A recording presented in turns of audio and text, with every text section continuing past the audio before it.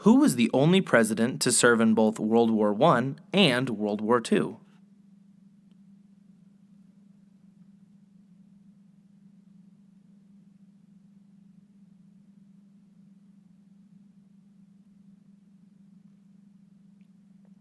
Answer: Dwight Eisenhower. Eisenhower graduated from West Point Military Academy in 1915 and was already a commissioned officer by the time the United States joined the fighting forces in Europe during World War I. However, Eisenhower remained stateside in that conflict, serving as a commander of the Tank Training Center at Camp Colt, Pennsylvania. Eisenhower held the rank of brigadier general by the time the United States entered World War II in 1941.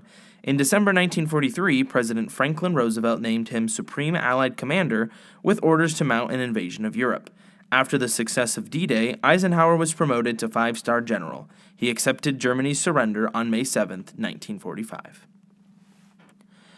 Which president was a fashion model in his youth?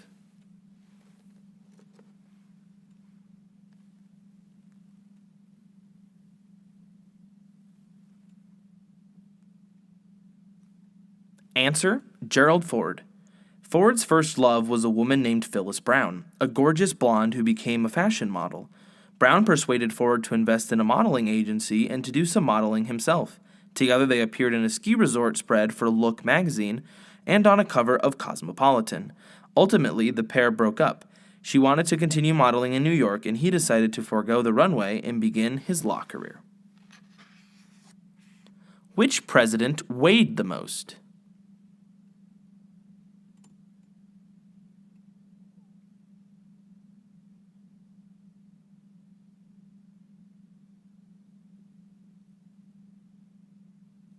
Answer: William Howard Taft. The 27th president fought a lifelong battle with his weight. As a school kid, he was unflatteringly nicknamed Big Lub. As president, he reached 332 pounds. After getting stuck in a White House bathtub, he ordered one custom-made to accommodate his generous bulk. His new tub was 7 feet long and 41 inches wide. 4 average-sized men could sit in it.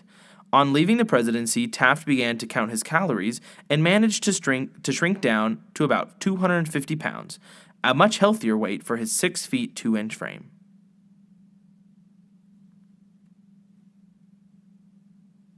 Who was the first president to be born an American citizen?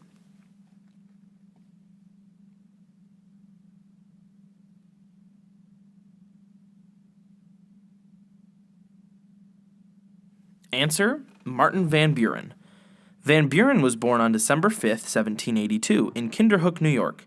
All 7 previous presidents were born British subjects. Their births predated the Declaration of Independence and the American victory in the Revolutionary War. Van Buren was the descendant of Dutch immigrants. The family spoke Dutch at home, making English Van Buren's second language.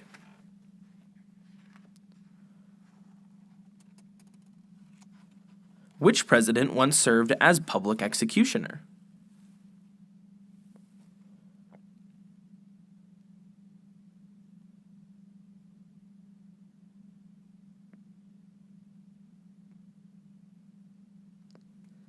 Answer: Grover Cleveland. As sheriff of Erie County, New York from 1871 to 1873, Cleveland personally oversaw the public executions of 2 men, one convicted of stabbing his mother to death and the other guilty of shooting a man after a saloon altercation. It was not a task he welcomed, but he felt it was his responsibility, and he would not delegate it to another.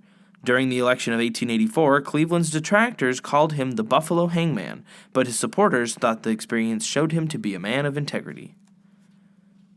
Who was the shortest president?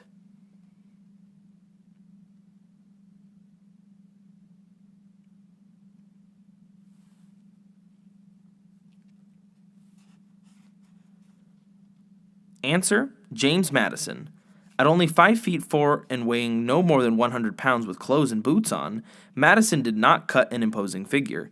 He was shy and socially awkward, too. But the brilliant man known as the father of the Constitution had the good fortune to marry Dolly Payne Todd, a warm and vivacious woman who charmed visitors to the White House.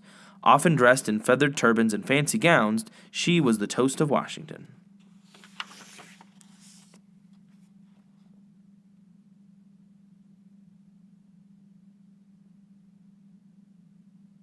Which president was a successful boxer in college?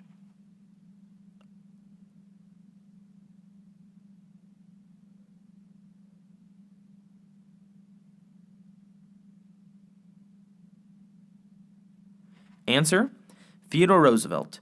At Harvard, Roosevelt made a name for himself in the ring. He is also remembered for an extraordinary act of sportsmanship. During one bout, his opponent, C.S. Hanks, bloodied Roosevelt's nose after the bell had rung.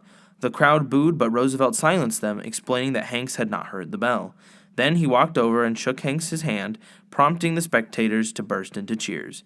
Roosevelt continued to box in the White House. In one sparring match in the White House gym, he suffered a bad hit, which resulted in a detached retina and cost him the sight in one eye. Which president cut apart copies of the New Testament to create his own book?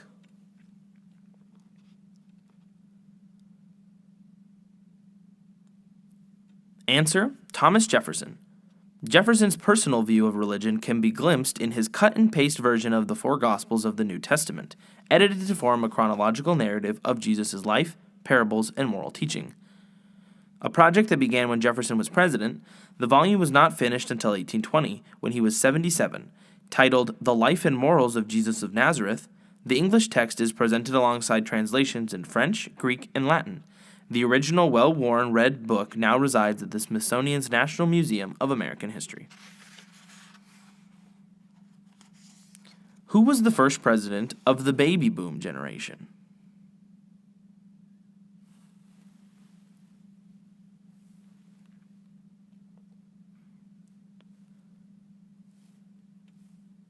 Answer: Bill Clinton. Clinton was born on August 19, 1946, in Hope, Arkansas. The baby boom generation spans birth dates from 1946 to 1964.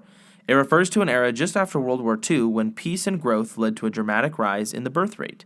It also describes a generation of people who lived through a time of upheaval and cultural change, including John F. Kennedy's inauguration and assassination, Woodstock, and the Vietnam War.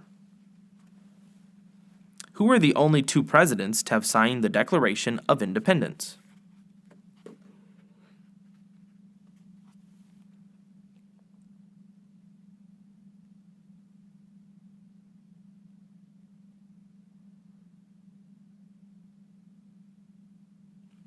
Answer: John Adams and Thomas Jefferson. Adams was a Massachusetts delegate to the Continental Congress from 1774 to 1777 and served on the committee that drafted the Declaration of Independence. The full responsibility for writing the document fell to Jefferson, a young delegate from Virginia who was known for his eloquent prose.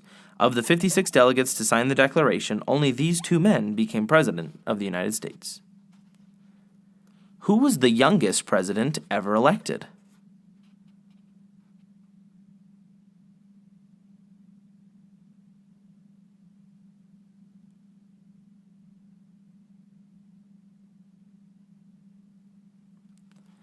Answer: John F. Kennedy. Although Theodore Roosevelt was the youngest to serve as president, he was only 42 years old when McKinley's assassination put him in the national driver's seat. Kennedy was the youngest man to be elected by the voters. He was 43 years old, and his youth and charisma came shining through, particularly on the emerging medium of television, which was gaining popularity in the early 1960s. Which president was called the Old Tycoon by his staff?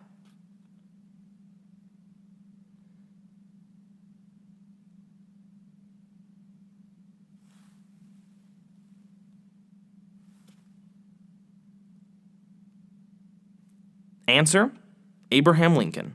White House aides affectionately called Lincoln the Old Tycoon, a spin on the Japanese word tycoon, which was a title used for the shoguns, the military rulers of Japan. It was probably the first time the Japanese term was used in America, and it became part of the lexicon, being employed generally to describe businessmen of great wealth and power. Which president donated his childhood collection to the Smithsonian?